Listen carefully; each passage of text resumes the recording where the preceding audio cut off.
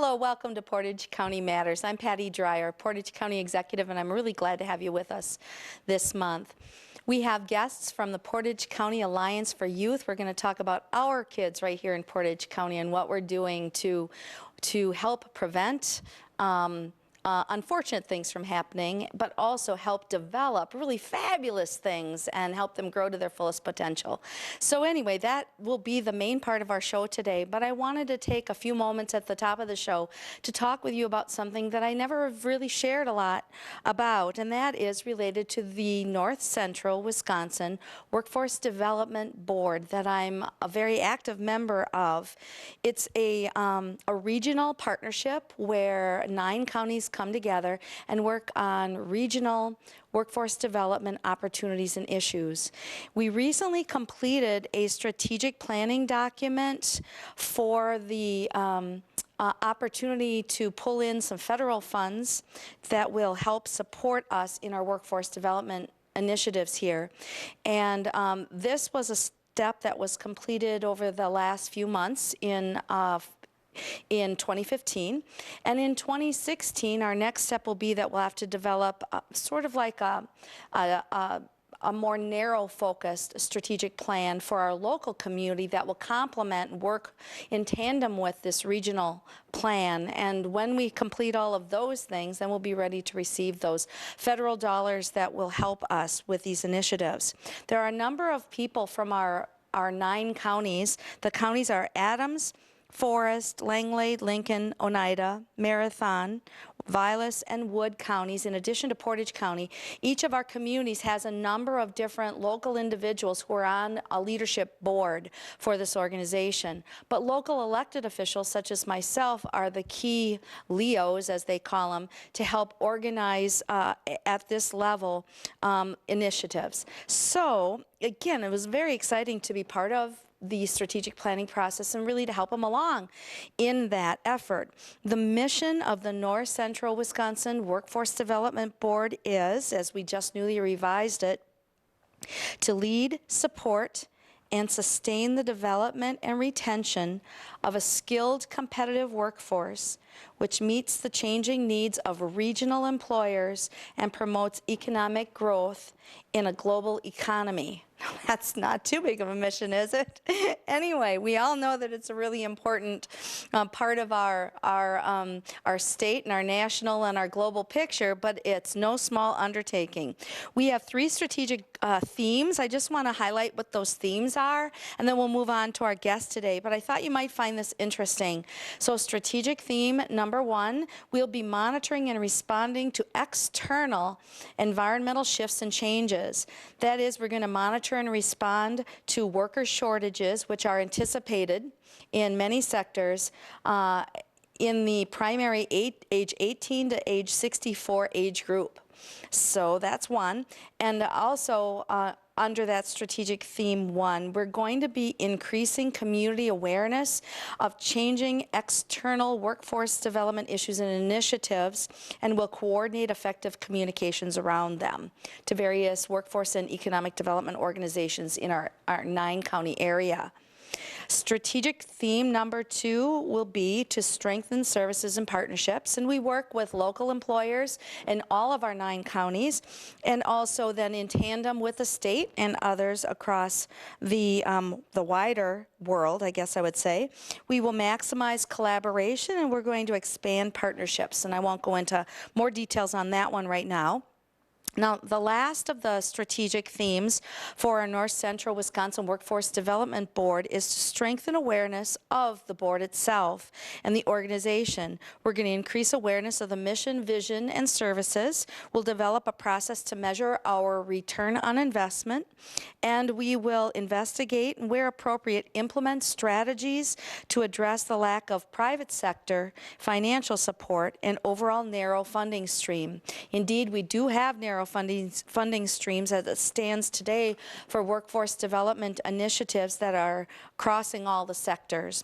But we are really working hard with educational organizations, both at the university and technical college level, as well as with local chambers of commerce and other business council groups. There are multiple nonprofit organizations, technology organizations, healthcare organizations involved, and with our schools too, which gives a really great segue into welcoming my guests, Marianne Krems and Julie Studinski, who are here to talk about the Portage County Alliance for Youth. This is a fabulous story about Portage County and how people here see that there are issues sometimes and then really lift up actions that make a difference and keep them going where they can continue to make a difference over many decades. This is a story of an Alliance for Youth, though it had a different name, that started in 1982 and was incorporated in '84, and here we are today in 2016.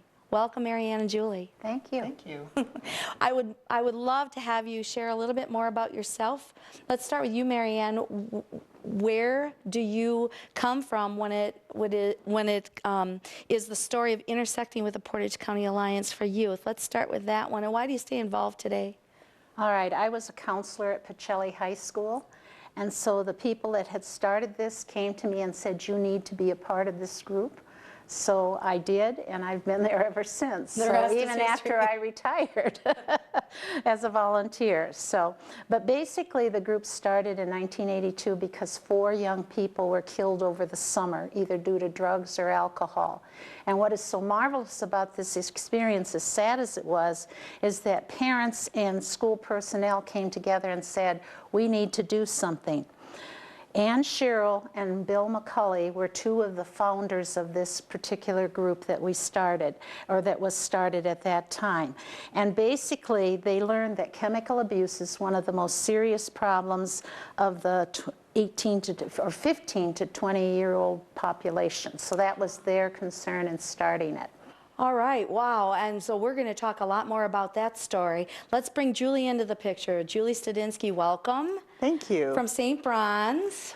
Yes, I am the Director of Youth Ministry over at St. Bronze, and I was asked to be a part of this organization when I found out what they do for teens and youth in the area, and then it was a community organization that promotes positive development in teens. Yes. I just wanted to get on board with it. There you are, yeah. Yeah, and the fact that so many organizations and so many members on the board work together, and they promote just teens prevention and just positive attitudes. I just had to be a part of it. And I've been on the board now for 8 years, and it's just fantastic. So both, Marianne, you continue on the board as well? Yes. And how large is the board?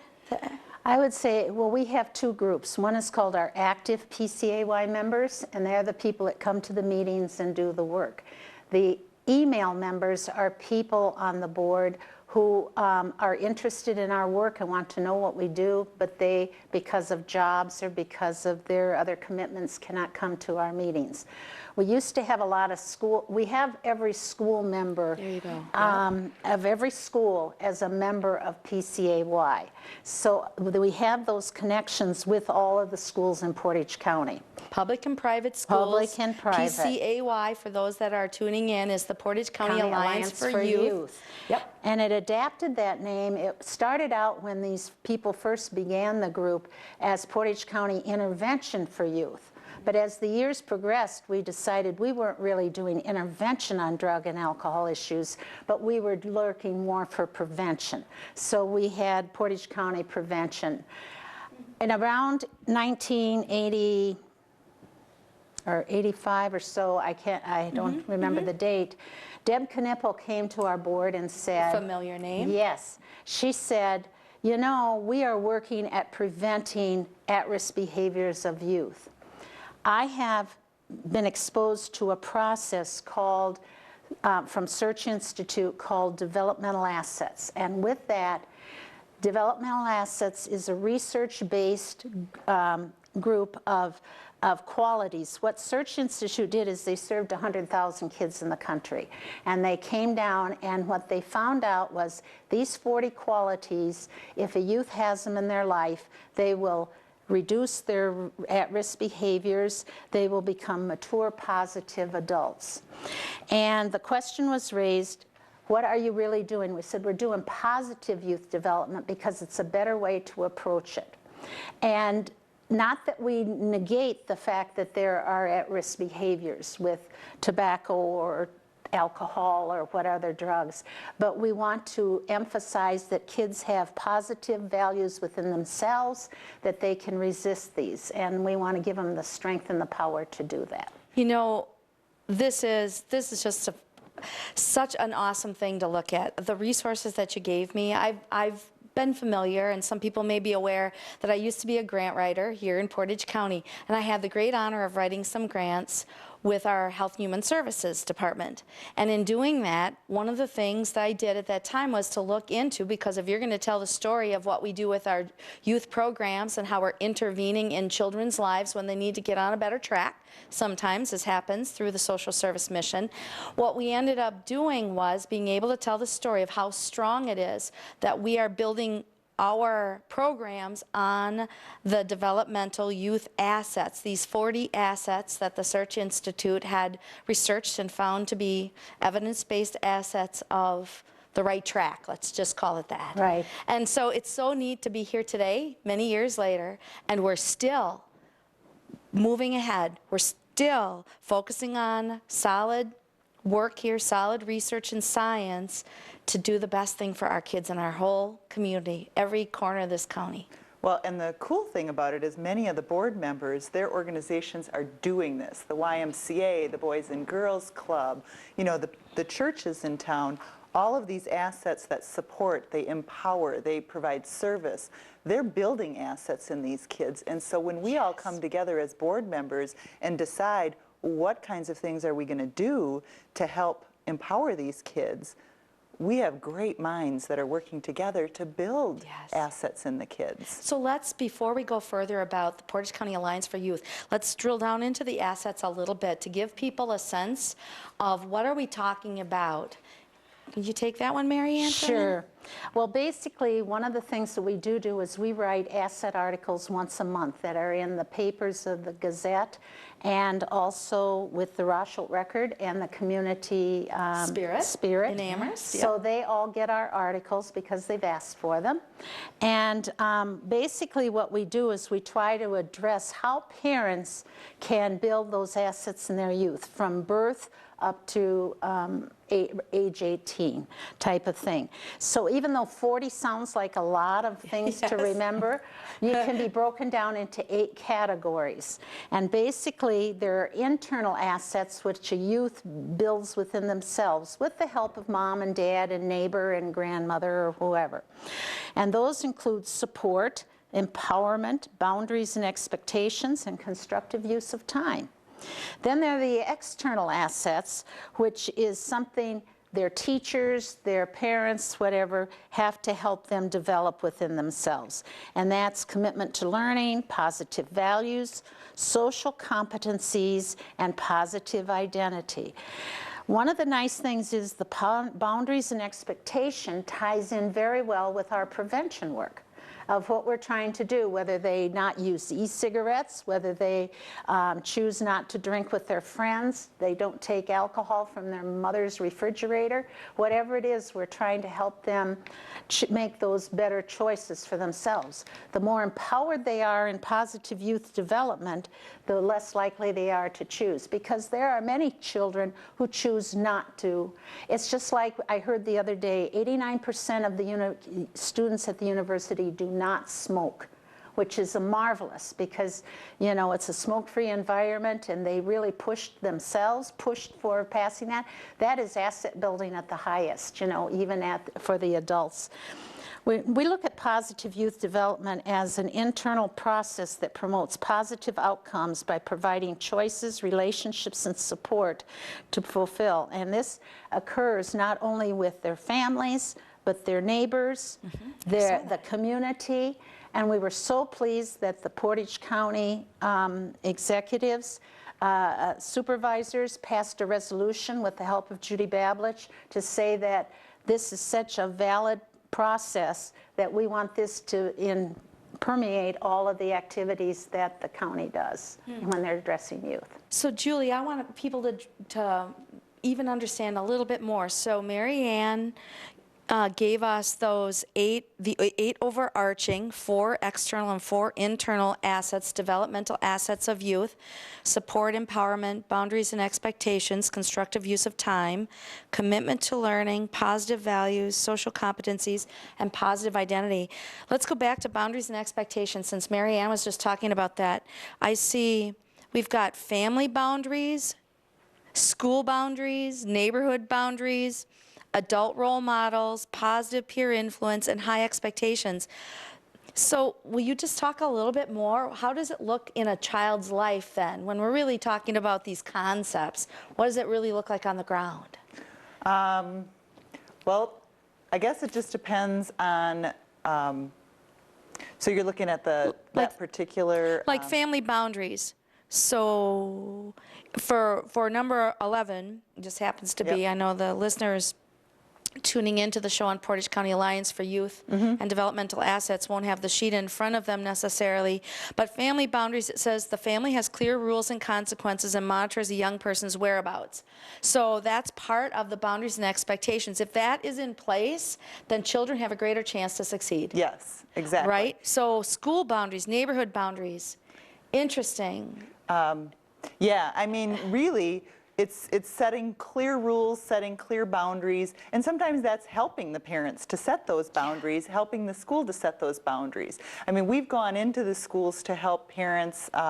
We've had sessions set up at Rochelle. We've done this at Pacelli, where we can go in and say, okay, how do you do that as a parent? How do you set these rules? Because sometimes it's not easy. It's not easy to say, okay, I'm a single parent, or I'm in this house. How do I set the rules when this house is doing this way, this is doing this, you know? And so we help parent, you know, we help set up boundaries. We'll bring in professional people, we'll bring in psychologists, we'll bring in,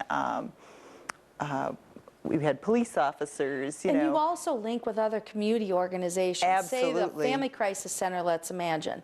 I can only imagine that just as we're providing other services to families in need, if there are children in that picture, the Portage County Alliance for Youth is a resource that can be drawn into the picture. Yes, and to we help. do have a member from CAP Services that serves on our board. Perfectly, perfect illustration. I just pulled that one out of the sky. Yeah, and that's exactly where we can pull into the resources, the expertise that we have. Well, for anybody that's just tuning in, I've got Mary Ann Krems and Julie Studinski with me. We're talking about the 40 developmental youth assets in the Portage County Alliance for Youth work here in Portage County. It's 31 years since the Alliance for Youth was incorporated, which was really started from a crisis in our community when 4 teens were killed during a certain time period in 1982. And from that lifted up a movement that has never waned, that is all about protecting kids, preventing any other kind of crisis from happening, and also empowering kids to develop to their fullest potential. And the nice thing about it is we're all volunteers.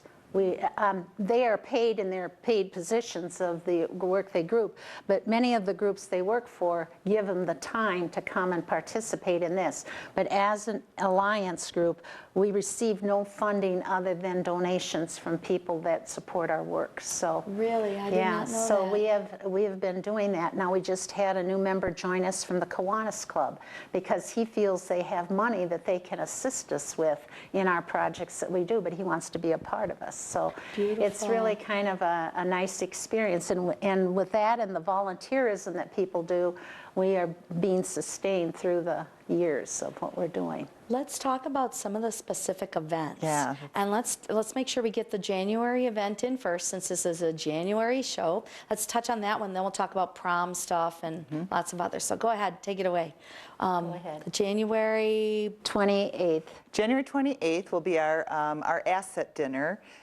There we recognize members of the community who build assets in our teens. So anyone in the community can nominate a person or a group that builds assets. So any one of those 40 assets, and you can print those off actually on our website.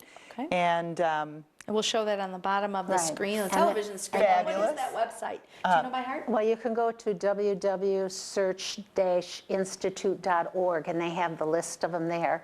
But Portage County also has a website, www.pcayouth.org. Okay. so that is All right. ours. But yes, so you can nominate someone, but it's a beautiful dinner we have at the First Methodist Church in Stevens Point. And we just honor, it's really just to honor volunteers in the community who do this, who build any one of those assets in our teens, and we recognize them. It's an evening of entertainment. We usually Yes. have teens themselves, young people themselves, who provide either some of their musical talents or some of their, they actually display, we had an anti-bullying campaign the kids came and they put on for us one year. So It is a wonderful banquet, having gone a number of Yes. years. It's just and it's open to the public, and so check that out. And for more information, Mary Ann, I think your information is on the website to contact, or Jennifer is on there, or any board member actually could give you information on the And it's dinner. always nice having you there because Patty makes that day Developmental Asset Day in the county, and she gives us a nice proclamation. So Yeah, it is that's cool. very nice to have you as a part of it. well, and the kids, they're so excited. It is, and it's fun to see teens be honored, actually young people in general, because teenagers sometimes get a bad rap, and to see them receive awards, they're pretty proud, and it's pretty proud to see them get up and receive the recognition. And it's hosted by young people too. They MC it, and There's it's food and great, so and on. there's food, and it's a great night. How about the prom activity and MORP? Many people hear M-O-R-P in all capital letters. Will you talk about that one, Mary Ann? Yes, it's, if you look at it, it's prom spelled backwards. Oh my goodness. I never, maybe the world knew that except I didn't. No, all right, all right. Well, That'll be my one we- unforgettable. Are you Right. warped a little bit there? Yes. Crazy.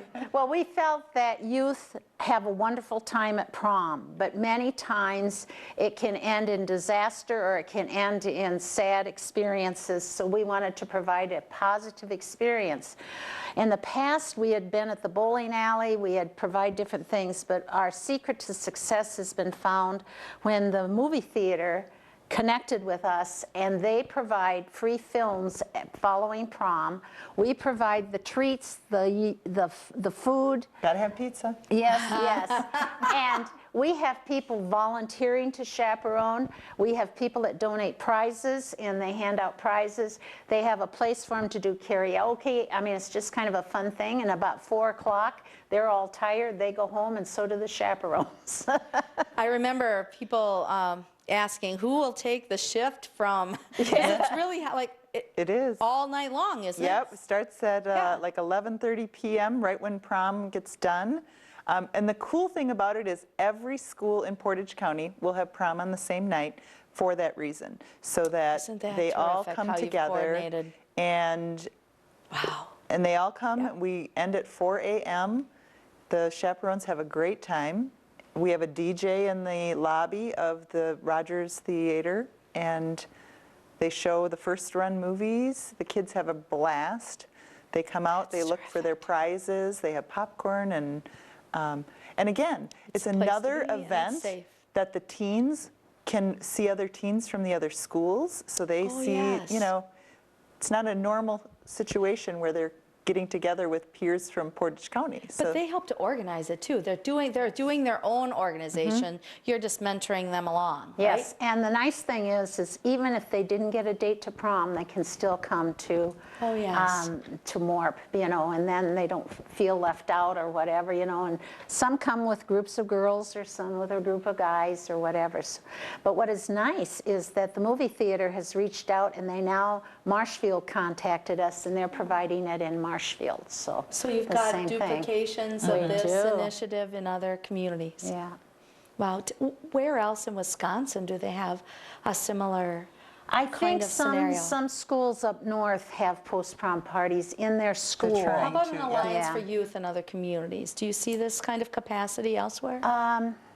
The Northwoods Coalition, of which Portage County Alliance for Youth is a part, as well as the AOTA Coalition, we have coalition members that meet periodically, and they share the different things that they're doing. But I haven't heard any description of this exactly, except for Marshfield, of this kind of activity. Another tribute to Portage County for sure. Yes. Now, what's ahead of us? Is this where Portage County Alliance for Youth is going to continue to lead their way, or do they have something else that they're prepping for in our future? Well, what we like is we have started under new leadership of Portage County Alliance for Youth, who is Tiffany Prager from the Y and Jennifer Connect from the social worker from the public schools. We are looking at highlighting our organizations that come to the meetings so that we can all learn. But we have the most dynamic meetings because everyone is sharing what is going on in their community. So for example, if somebody's having a program, that word goes out to everybody on PCAY so they can tell their kids to get involved or their parents to get involved. So we're looking at doing something like that, you know, with our groups in the future. And we also are looking at what are the needs of our community that we need to get information out to parents about. So Julie Studinski and Marianne Krems, Portage County Alliance for Youth, we're looking at how this has set the stage for a better world right here in Portage County for our kids. And the interactions with our alcohol and other drug abuse prevention efforts in the county, the way that we pull all of our schools and our communities together under this big umbrella, the PCAY umbrella, and how everybody is welcome to get involved. Can you just summarize how can we connect with this organization if we would like to get involved? All right, if anyone who cares about youth, and either they work with them or they have grandchildren or they're interested in joining us, or parents, they can contact me at jmak@charter.net or call me at 715-344-2453. And I pass on to the other people, here's somebody that wants to help with this or that. There are certain people in the community, you know the cause when you just see them? Yep. Marianne Krems is that person who represents Portage County Alliance for Youth for me as county executive here in Portage County. This is such a beautiful story. We get the word out. We continue to even look at our own lives and how our own assets. I was doing the adult survey. Did I have all these things when I was a kid? How come I turned out the way I did? You know, Right, this is all really good stuff, and I'm sure that if people want information, they just need to go to the Portage County Alliance for Youth website, and we'll be able to pull that information up. If anybody has challenges getting at that kind of technology to access the information, they just need to contact the county executive here in Portage County, and our office will be glad to help them. Great, thank you. Julie, thank you so much for being here as well. Thank you for having us. Being a mentor to our teens in the community. Thank you. Yeah. Well, anyway, we will connect more in the future. You can count on it, on youth-related initiatives and what we're doing to have our kids grow up to be the very best they can be, because that's the kind of community we are. Thanks for joining us today, and I'll look forward to seeing you next month.